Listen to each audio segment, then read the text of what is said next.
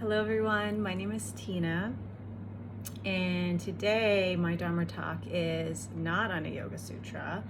I've chosen instead a lesson or a theme that I really love, and it is about, this idea that most things in life, if not everything, requires you to experience yourself to really understand what it is, what it means, what it feels like. You think about falling in love, you can learn so much about what it's like to fall in love, but you don't really know what it's like until it's happened to you. And the same thing, losing a loved one, you can imagine what it might be like, but there's no way to really understand in your heart until it happens to you. And by the same token, if there's anything that you aspire for, if there's anything that you really want to achieve or do or to become, it requires you to try to do. And it's like swimming. So, we can learn about swimming through books, we can watch videos, we can watch other people swimming, but if we ourselves really want to learn how to swim, we have to get wet. We have to jump in the water. There's no other way. And so if there's anything that we want to do in life, it requires us to actually try, to attempt, to do, to begin. And to begin, we begin, and like swimming, if you've never swam before, if you don't know how to swim, once you jump in the water, you're most likely going to sink. You're most likely going to splash around, get nervous, get scared. You might flounder, but with the right teacher, with some time, with some practice, with experience, you learn how to find yourself in the water. You learn to make your way in this incredible force, and you learn how to swim. And it gets messy. There's times where you feel afraid, you feel like you look stupid, you don't know what you're doing, but if you stay with it, then you learn how to swim. And I think it's such a beautiful lesson, and it's a good reminder for all of us that the first and hardest challenge, or the hardest thing to do, is to begin. And oftentimes we stop ourselves before we've even begun, because taking that first step is so scary and requires so much courage, so much vulnerability, so much humility. And so my TTFL, am I saying that right? Is if you want to learn how to swim, you have to get wet. You have to jump in the water. And I would probably start off this theme in right after sacred space, right at the beginning of class. Maybe I'd start in child's pose and tell maybe a more concise version of what I just said. Then after Sane, I'd have everyone meet in standing at the top of their mats, maybe with their hands at their heart, bowing their head, and I would say that phrase again.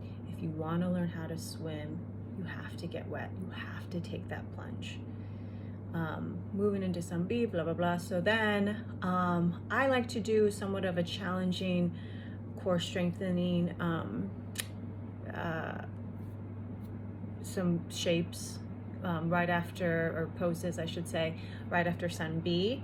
So I think during that, maybe holding a plank or side planks when you need a little bit more inspiration or motivation, I would say that again, like take that plunge, move into this place of challenge and discomfort, and let yourself maybe flounder, taking a break, maybe coming back into it, not knowing how long we're going to be here, not knowing how well we're going to do this, but just trying, just moving into that space anyway.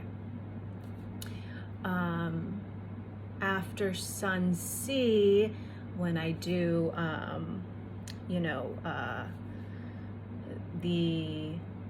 can't think of the name of it right now. I would just do, maybe I think I would do prayer, a half moon as my peak pose. Can think of that peak pose, and during that time again, I would say, maybe this is something you've never tried before, and I think I would, half moon is a very familiar pose for some people. For others, it's very difficult, but there are ways to do it where it's more challenging. Floating your bottom hand, bringing your gaze up, fingertips, different variations that can offer different challenges. And so the way that I would cue that again is, let yourself jump into the water, let yourself learn how to swim. I would say it again there. And then also in a seated meditation at the end of class, I would close it up by saying, so often at any point in our life, there are things that we want to do. There are things that maybe we've left undone, that we haven't started yet because we are afraid of the work, afraid of not being successful. If there's something right now that's speaking to you, that's calling you, that has been calling you, let that voice grow. Don't silence that voice. Let this be a lesson to jump in the water, to take that plunge, and remind yourself that it's okay to not know at first. That's the most natural state to be in. It's okay to not know, to need to be taught, to make mistakes, to fail, to look silly, again, to sink, all these swimming metaphors, to sink, to flounder, to splash around, to be nervous and scared. But you can always, even, from the bottom, lift yourself up, kind of like in maybe a swimming pool or shallow part of a lake or something, I don't know. But, there are ways, once you've taken that plunge, to find a place where you can float, where you can rise, where you become. So that's it. If you want to learn how to swim, you have to get wet. Remind yourself of that. Take that plunge, jump into the water.